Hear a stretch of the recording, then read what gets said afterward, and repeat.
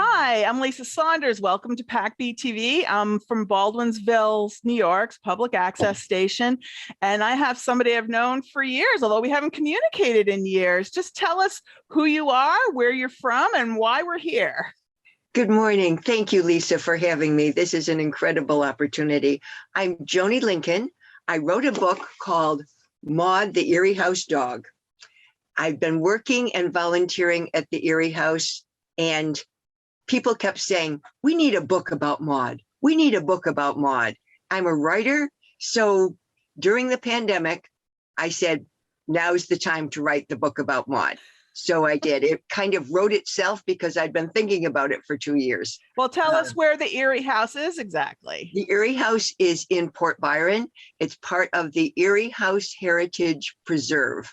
It's an original, one of only 2 original structures left on the old Erie Canal. The park itself contains a visitor center and the Erie House and the remains of Lock 52 in Port Byron. It's a collaboration with the Thruway. So the Thruway built our visitor center, and we have access from the Thruway and access from Route 31 in Port Byron. I know that's pretty exciting because that's something that when people are driving through New York, they can, when it's open. What season is it open? May 1st till October 31st. Okay, so people can just pull over on the highway, make a really short trip of it, and really see something quite significant in the history of our country and the world. Absolutely. So, we have visitors from Japan even that said, well, we study about the Erie Canal because it was important. Wow, that's pretty amazing. Now you volunteer there doing what? What do you do there? I volunteer as a docent in the Erie House Tavern and tell the story of Pietro and Adelina Vendetto and their children and the tavern. And I also volunteer and get paid sometimes at the visitor center just to guide people through the whole Erie Canal story. Now, I thought it was interesting when I visited there that's the original cash register, right, from the tavern and the original bar, right? Isn't that fun? Well, the bar has been repaired. The Vendetto sisters lived in that house all their lives. Neither one married. They were both school teachers, but they knew they were part of history, so they saved things. They turned the tavern part into their sitting room. When they were living there after the tavern closed. They were very important. They were founding members of the Historical Society in Port Byron. Both of them were very involved in St. John's Catholic Church, singer and Altar and Rosary Society members, the organist. But they saved things. When the older sister died, when Marie died, we went to the cellar and there were pieces of the bar. So we knew exactly what it looked like. That's wonderful. Now tell us about your book, and because you write about them, these sisters, when they were little girls and their dog, right? I absolutely do. Maude was a real dog. The Vendettos were real people. Now, we don't really know where Maude came from, but we have 5 photographs of Maude. Now, back in 1900, people didn't take photographs often. And so we think Maude was very important to the Vendetto family. And because we have pictures of Maude, we know more about what the original structure was. The Vendetto sisters, of course, they didn't need a mule barn. So they turned the mule barn around and it became their garage. But because we have a picture of Maude standing in front of the mule barn, we know exactly where it was. So we could turn it back around and make it original. It's really something to see this little village. I would call it a village, right? How many buildings are there? The mule barn, the tavern. Is there some? I know there are other buildings, but are they original? The mule barn, a blacksmith shop, and the tavern. And then the locks and the visitor center. But this is what it looks like now. Okay, right. And so tell us about the story and how you found an artist and the whole thing, and I don't know where you get the book, everything. Just tell me all about it. Well, the artist was easy. When I first even thought of doing a Maude story, I said, Linda will have to, please, please, please, Linda. She's my husband's first cousin. She's an illustrator, has been since she was 4, is what her bio says. And there's a picture of Linda. Kind of a funky picture, and that's the one she wanted. The one I used was my husband and I, a formal picture. And she said, oh, Joni, I have a picture of you as a bunny rabbit on Halloween. Please use that one. No, not on my first book. You've done lots of books, Linda. But her illustrations. Oh, charming. And are exactly it. So I sent her a copy of the book, the story. And I said, is this something you would be willing to do? And I didn't hear from her for 3 or 4 days. I just emailed it. And then I got an email with 3 pictures. Oh, wow. She said, I love it. I love it. I can't wait to do it. Well, what was fun for me is because I'm interested in the history of the Erie Canal. So this is a great way to learn it without having to read a lot of old tiny print. You know what I mean? I can get a general feeling of life at the tavern for a family with girls and a dog. Exactly. And this is a picture of the cash register. Yeah. And it looks exactly like the cash register. It looks exactly like the cash register. And she did her homework too. And we had some back and forths. One of her pictures had a woman on the front of the tavern. Uh-huh. And I said, nope, can't do it.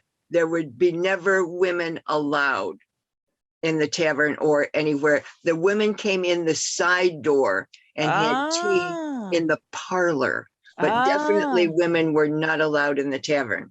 When I'm there, I would say I would be a very loose woman for standing here in the tavern behind the bar, because that's my usual place. But those kinds of things. And then she brought in some of her own history. Her mom grew up in our house where we live now. Oh. So that's our other link. And she went to Port Byron often, and learned to ice skate at Lock 52. See, when it froze over, the canal shut down.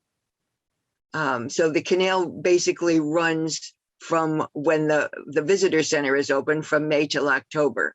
But because the canal was shallow, it was a very safe place to ice skate and protected in the locks. So it was a smooth surface. And well, go ahead. No, well, I like seeing, because her grandmother learned to skate there, didn't she? With it pushing a chair in front of her. Her mother. And there's the picture, her mother. And here's a picture. She included a picture of the little girl with a chair in front of her on the ice. I love it.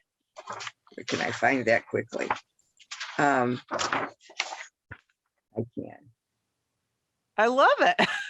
And see, the Erie house today looks very similar to what the Erie house looked like back then. We are working with incredibly detailed folks that research and care so much about history and care so much about the Erie Canal. Well, it makes it fun for people that are walking, or bicycling the entire Erie Canal. Now they'll have to get off the path a little bit, just a little bit, because I think it goes right by your parking lot. It goes right by our Route 31 parking lot. Yeah, so people can see it. It's easy for them to say, oh, okay, I just go in here and I can see this whole thing and get a break. There's a bathroom. I've used your bathroom many times. And people tell us on the whole thruway, our bathrooms are the best. So we strive to make it comfortable for people. And when folks walk in, particularly from the thruway, we'll say, how much time do you have? Do you need the 10-minute version, or would you like to stay for a while? And sometimes they say, well, the 10-minute version. Then they'll decide to walk down to the Erie House Tavern, and we lose them for an hour. Yeah. Which is a wonderful thing.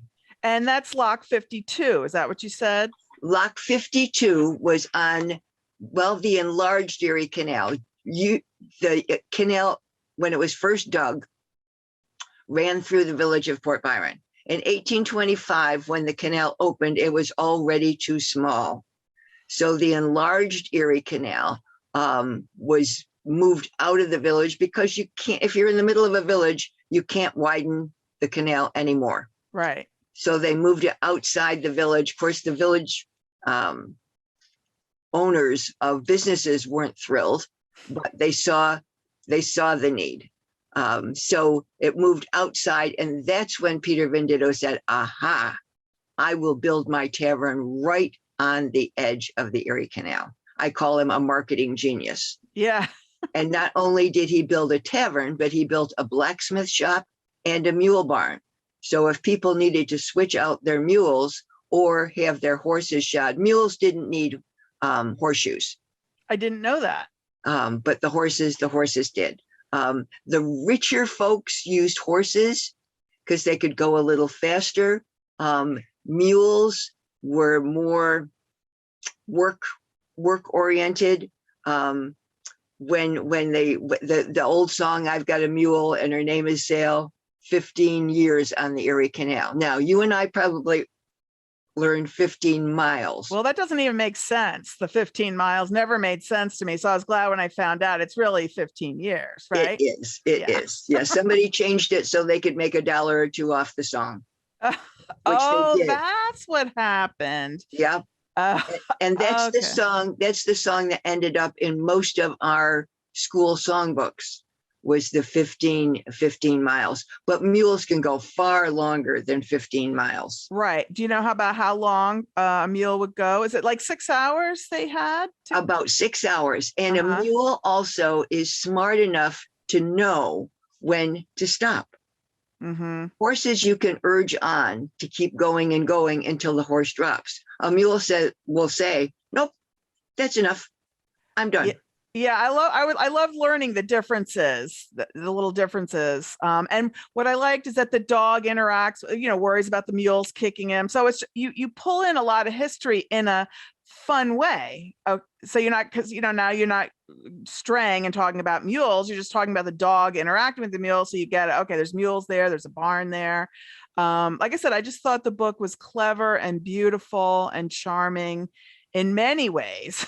and we also have real stories that we can learn from. Maude was such a character that we have Maude stories that have come down through the ages. This picture of Maude with a robber, and this picture with Maude with another robber, were real true? Stories. They were really true. You're kidding. I thought you just threw that in, like Hollywood's always changing something to make it more exciting. I didn't realize that was true. Tell me about this. And Lisa was so worried when she first did that picture. She said, oh, I don't want kids to be afraid of Maude. And I said, no, they will be so excited that Maude was doing her job and protecting Peter and the tavern.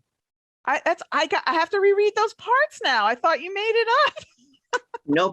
Nope, I didn't. How did you know about those stories? Well, because we knew the Venditto sisters. Yeah, okay. Teresa taught in Port Byron and Marie taught in Auburn, but because they were involved in church, involved in community, involved in the historical society, those stories just kept going. And the Erie Canal was a gossipy place. The Erie Canal, once people knew about Maude, whoa, we better not think even about robbing the tavern. Because once the Maude story got around, it traveled all up and down from Buffalo to New York City. Wow, she was that famous a dog. She was that famous a dog. And Peter Venditto was a good tavern owner, gave a good amount of brew. The 5-cent key is the one that's worn out on the cash register. So we think 5 cents was the price of a bucket of beer. Bucket. Now we can't document that, but we have pictures of canal workers with buckets coming out of the tavern. So we think it would be way too much for a glass of beer in 1900. So we think 5 cents was a bucket of beer. And one of the other wonderful true stories is the girls riding to school in a cutter. My mother-in-law lived on this farm Ah, when she was growing up, Mary and Joy, and told me often of the story of if she timed her walk to school, and it was a good 2-mile walk, if she timed it right, the Venditto sisters would stop and pick her up. Now, she walked to school. There was nobody that had the time or the interest to drive her, but the Venditto girls got driven to school every morning. And in the winter, they had furry lap robes. And this is what Mom told me, furry lap robes and a soapstone at their feet. So I put in those details thinking kids, if they're reading, would say, oh, what's a soapstone? And that somebody that knows soapstone would either look it up or tell them. Now, it was a piece of literal soapstone, very dense, granity-like stuff that they heated up on the stove and then wrapped in cloth and either put it in your bed to warm up the sheets or took it on the sleigh with you. So that was her story. So I had to add that story in.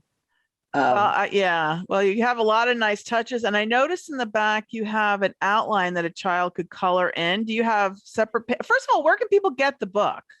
Well, they can email me, and I will. As soon as they send me a check, $16 for the book, $4 for postage and handling. So a $20 check will get you the book, or if you live close, I'll deliver because I can. Okay, so what's your email address? So if LLINCOLN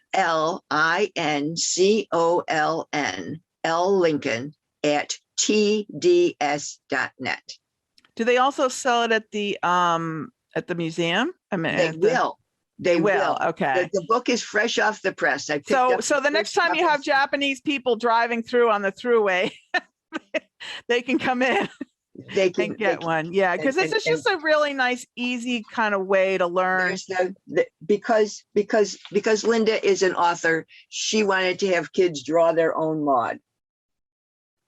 That's wonderful. So that's in the book, and we will also have those sheets free to hand out. Oh, that's fun. Did you have anything else you want to tell me about the book? Just that it was the most fun ever to write.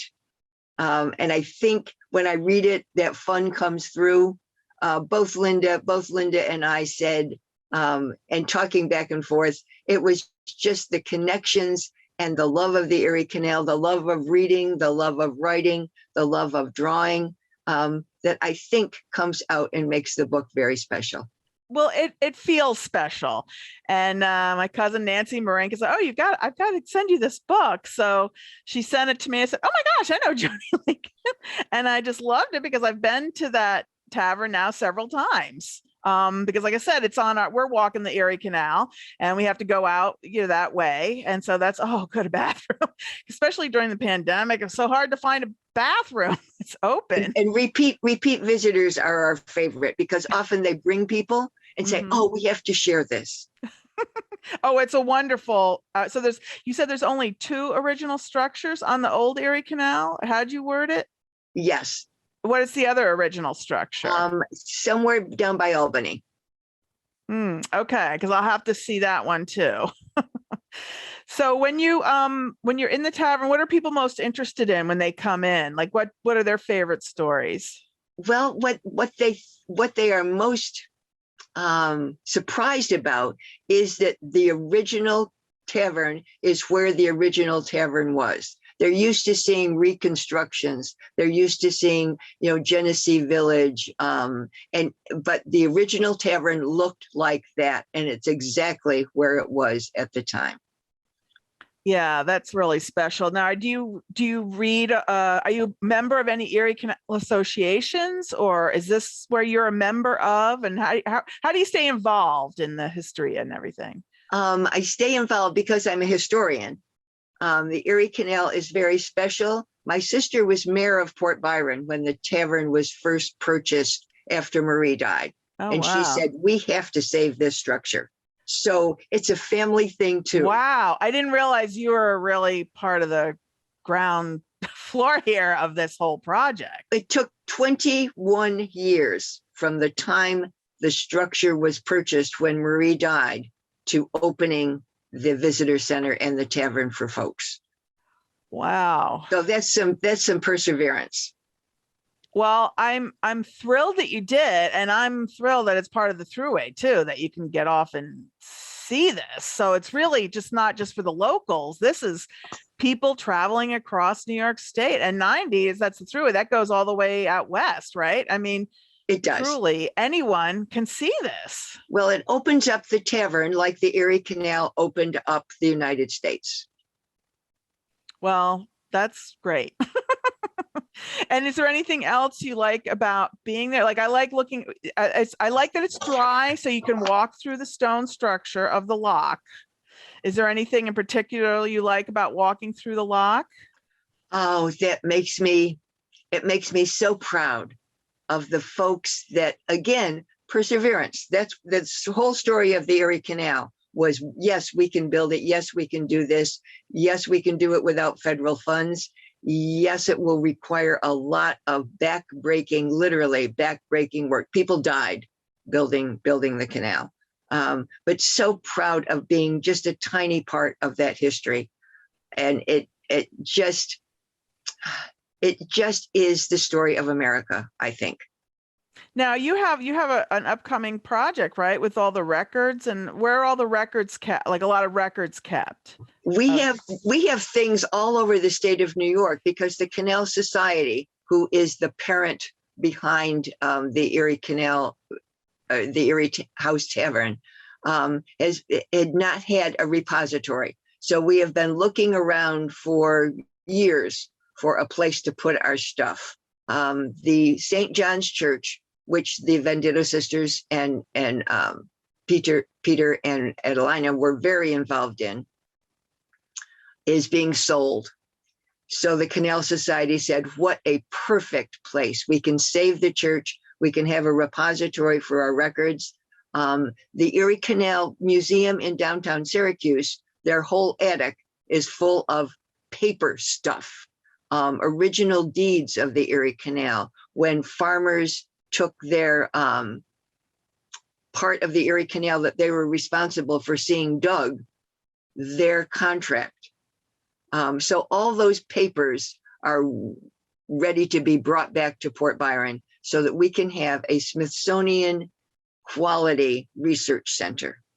And I can't wait. I really can't wait. This is so exciting. Well, we need to wrap it up, but is there a website in general where people can learn more if they're suddenly realizing they want to walk or bicycle the Erie Canal, or just learn more about the whole Erie Canalway Trail? What do you think? If you Google Erie Canal, you will come up with at least 10 websites. Lock 52 website in Port Byron. They do an incredible job of just bringing local history, not only Erie Canal, but local Port Byron history. But the Erie House project itself, Port Byron Old Erie Canal Heritage Preserve, that website will give you all the details of the Heritage Preserve. And when we're open every day, 9 to 6, and it's free. It is free. I know. Free. And it's really quite a thrill to see it. So, well, thank you so much for coming. And I'd love to have you back on again to discuss more history in the area. So if we could do this again, I'd love it. Oh, Lisa, that would be a treat. All right. Well, thank you so much for coming on the show. Thank you for having me. All right. Bye-bye. Bye-bye.